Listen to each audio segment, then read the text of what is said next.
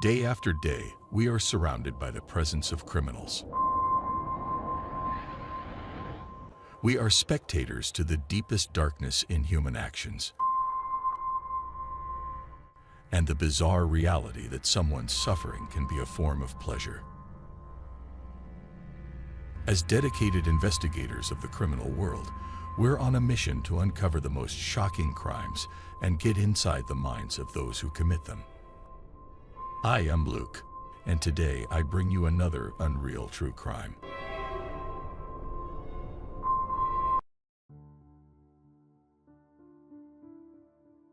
The horrible case of Nibaldo Villegas.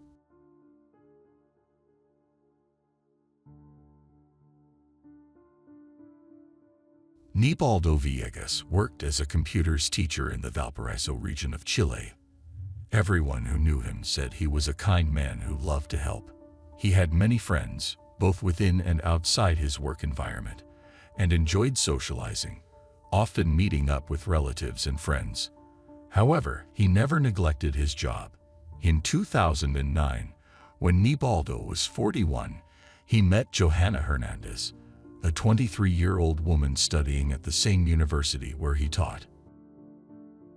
Johanna was going through a tough time, having just ended a relationship with her boyfriend since she was 15, with whom she had 2 children. Nibaldo was like a beacon of light for her.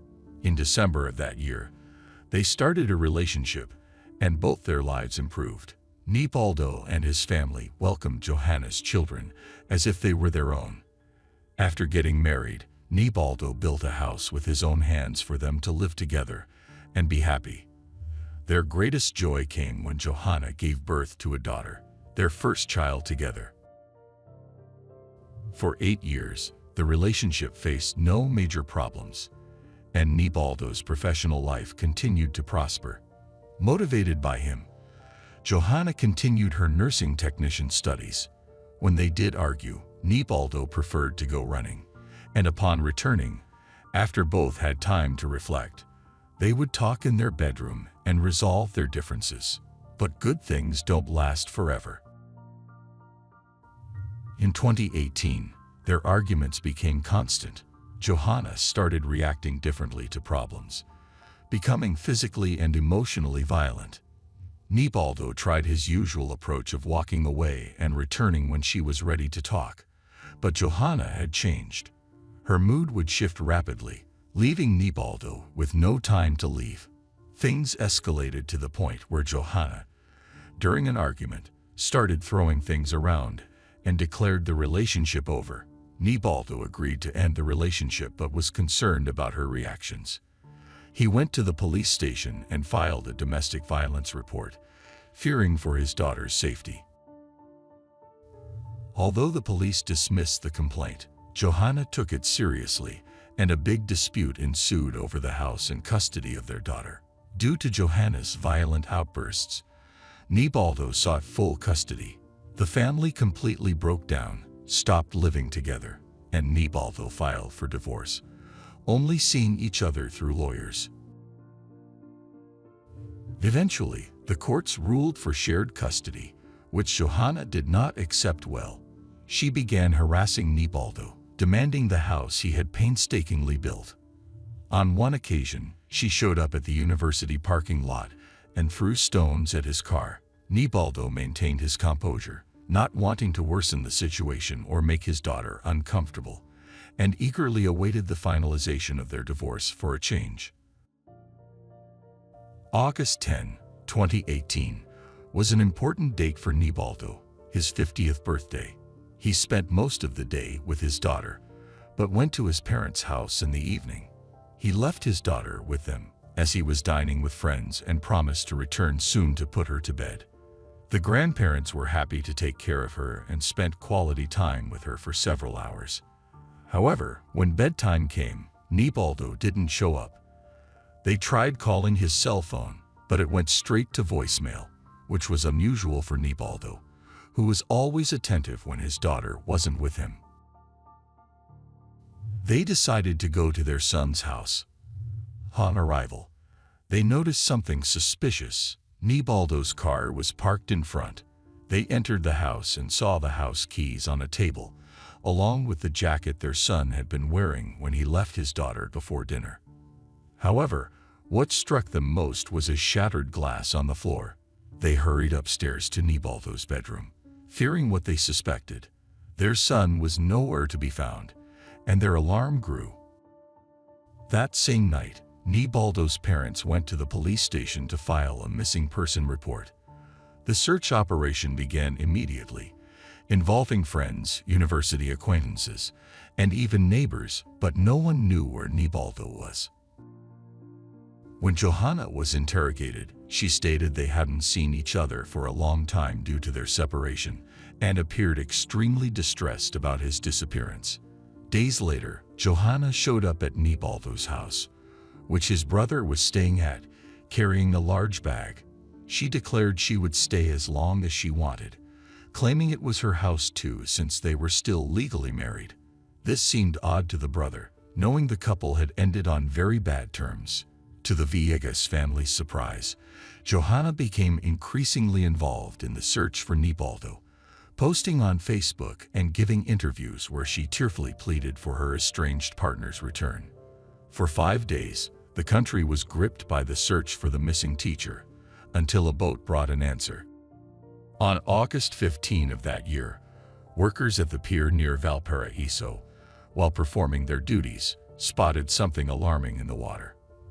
A human torso without limbs was floating in the calm sea. They immediately alerted the police. Once the authorities and forensic experts arrived, they determined it was a man between 30 and 50 years old. While they couldn't establish the identity yet, everyone thought the same. It had to be the missing professor, whose face had been all over the television for the past 5 days. On August 20, the prosecution and homicide brigade of the investigative police confirmed that the torso belonged to none other than Nibaldo. The discovery made a strong statement. Nibaldo was a peaceful man, got along with everyone, and had never been involved in anything illegal. The perpetrator had to be someone from his close circle. As detectives began their investigation, Johanna was the first of Nibaldo's relatives to give a television interview, again crying inconsolably, urging the capture of the culprit. Unbeknownst to her, she was exposing herself. On the day the body was found, 2 men went to the police station, wanting to speak to detectives about what they had seen on the day Nibaldo disappeared. On the early morning of August 11, the 2 individuals headed to the beach, intending to go on a fishing trip. Although unfamiliar with the area, they were excited about the expedition. However, their enthusiasm waned when they got lost at sea in the dark. Just as they were losing hope, they saw distant orange flames. They approached the shore with their boat and noticed a bonfire. A man was trying to keep the flames alive, using branches, cloths, and other objects they couldn't identify. The fisherman approached to ask for directions, thinking he might be lost like them. They tried to engage in casual conversation, but the man barely responded, only telling them it wasn't a good area for fishing before turning his attention back to the fire. The fishermen found the situation odd, especially when they noticed a blue car parked a few meters from the bonfire, with a woman inside smoking frantically. The situation seemed highly suspicious, but with nowhere else to go, the fishermen decided to stay overnight for shelter from the cold. At dawn, the woman got out of the car and approached the man by the fire. They appeared unaware of the fisherman's presence, shared a kiss, and gave one last look at the bonfire before driving away without a word. Before leaving, the fisherman took a closer look at the fire and noticed a sharp knife among the flames. Although it seemed strange, they preferred not to investigate further.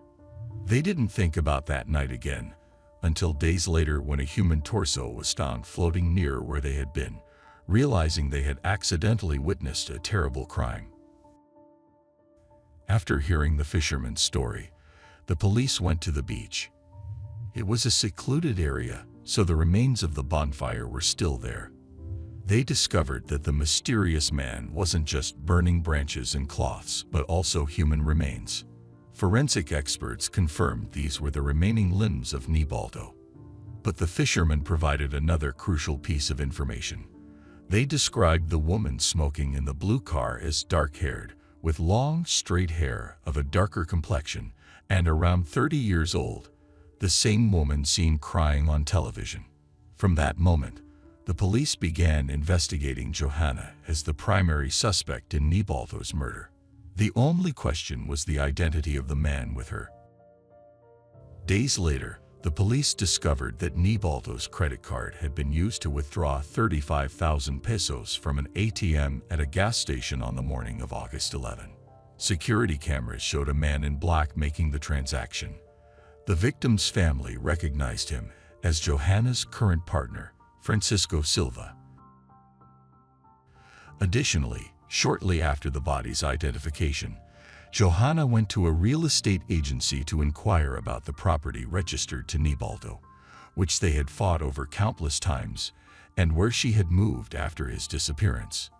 There was no doubt that both Johanna and Silva were guilty of the crime. Both suspects gave their testimony at the oral criminal court. They admitted to being part of the crime, but blamed each other for its execution.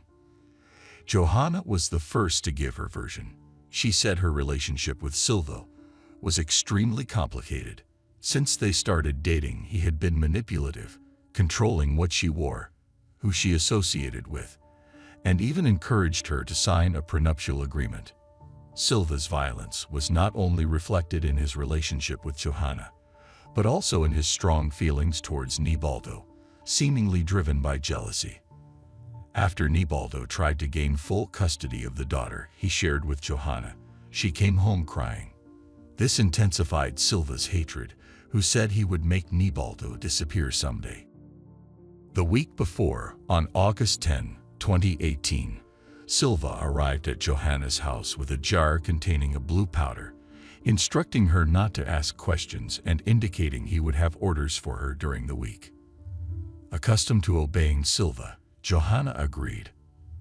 On the Friday of Nibaldo's birthday, Francisco Silva contacted Johanna, instructing her to meet him to celebrate, and detailed the steps to follow. That night, Johanna arrived at the house of Nibaldo. He greeted her, hoping for reconciliation. Johanna brought sushi and a drink for dinner, but she omitted a crucial detail. The drink was laced with clonazepam. 10 minutes after sitting down to eat, Nibaldo began to doze off. Once he was completely unconscious, Johanna took him to his bed, snapped 2 photos, and sent them to Silva, completing her part of the plan. Silva then entered the house, changed into black clothing, and headed to the room where Nibaldo was carrying a knife. Minutes later, he came downstairs and informed Johanna that he had mutilated Nibaldo. He gave her gloves to clean the blood in the room and a trash bag for the limbs. While disposing of the body, Silva ominously warned Johanna that no matter what happened, she must not accuse him, or he would ensure she was seen as the true perpetrator. They then drove to the beach, where they burned the limbs and clothing in a bonfire, and tossed the torso into the sea. However, Silva's version was somewhat different. He not only denied Johanna's accusations but also portrayed her as a violent person, prone to destructive outbursts when angry. According to him, Johanna used her tantrums and intimacy to manipulate him. He mentioned the prenuptial contract as a joke, inside gag after watching the movie 50 Shades, which she exploited to her advantage. The worst crisis came when Nibaldo wanted full custody of their daughter. Johanna swore she'd never forgive him and was ready to murder him. Seeing how upset Johanna was, Silva felt it was his duty as a man to do something about it and decided to do whatever she asked. Days later, Johanna requested he buy 30 clonazepam pills and grind them, which he did. The main difference in Silva's story was that on Friday, August 10, They were to follow their usual routine of having a barbecue, drinking, and sleeping in his car at the beach. However, when he picked Johanna up from her mother's house, he learned she had a different plan. She said they needed to stop by Nibaldo's to discuss their daughter. Once there, Johanna asked Silva to wait at a nearby place and wait for her instructions. He agreed. At 1 a.m., Silva woke to 3 WhatsApp messages from Johanna, 2 photos of an unconscious Nibaldo in bed, and a third message asking him to come get her. Arriving at the house, Johanna was frantic, explaining she had drugged Nibaldo with clomazepam before attacking him with a knife. The problem was that while she was stabbing him, Nibaldo woke up, and his pleas could be heard from the bedroom. Johanna instructed Silva to finish the murder, handing him a sharp knife. Silva went upstairs and fatally stabbed Nibaldo in the thoracic area. Immediately after, Johanna asked Silva to help her dismember the body to make it easier to hide. The rest of the story, involving the movement and concealment of different body parts, was exactly the same in both their accounts, seemingly the only aspect they both wanted to take responsibility for. The methods of the murder and the locations where the body parts were found matched in both stories. What differed was the principal perpetrator, as each one aimed to receive a lesser sentence. They also agreed in their statement that the murder was not premeditated. However, the prosecutors argued that the crime seemed meticulously planned, given how it was executed. Technology experts located both of their cell phones at Nibaldo's house at the time of his death, and both had photos of the unconscious man in bed, implicating Johanna and Silva equally in the eyes of justice. The prosecutor stated that Johanna was the material author of the crime. Francisco Silva was convicted as the material author of qualified homicide. Both had the aggravating factor of treachery, which occurs when the perpetrator uses means or ways to eliminate all the victim's possibilities of defense. In Nibaldo's case, the means was the substance that rendered him unconscious.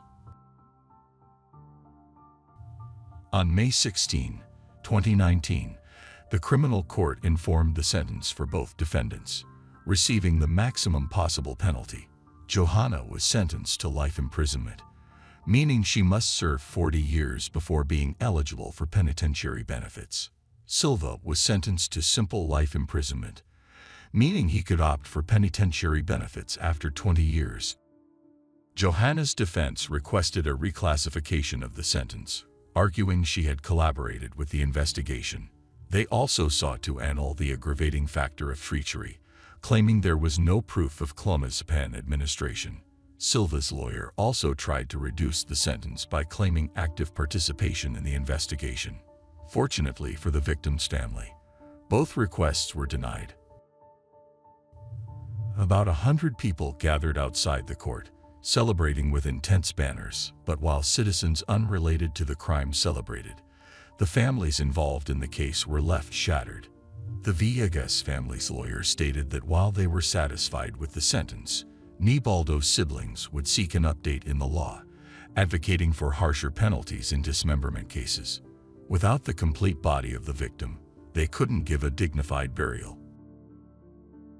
Johanna's father also spoke about the crime, saying she had always been manipulative and violent, but worsened after meeting Francisco Silva. He agreed with her sentence and said he would never forgive her. In other interviews, he recalled Nibaldo's good character and expressed that he would always consider him part of the family, often visiting his grave with flowers. After the trial, Johanna and Silva were transferred to a penitentiary complex, where their troubles did not end. In prison, Johanna gained a high status for having ended her husband's life, instilling fear in most of the other inmates. Silva, on the other hand, was completely isolated, only going out to the yard when other inmates were not there. His situation only worsened over time. He went on a hunger strike for several days and wrote a letter to the National Human Rights Institute and the Court of Appeals, requesting a reduction in his sentence. When his plans did not work, Silva tried to contact Johanna, telling her he had spoken with a lawyer and was trying to reopen the case.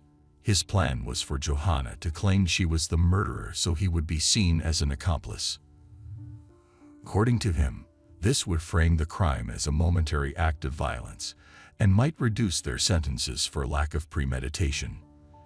Johanna refused outright. Enraged, Francisco threatened her, claiming he had contacts who could harm her at any time. Eventually, Johanna filed a complaint for murder threats with the public ministry, which could play in her favor as it portrayed Silva as manipulative and conspiratorial, just as she had described him in her version of the events.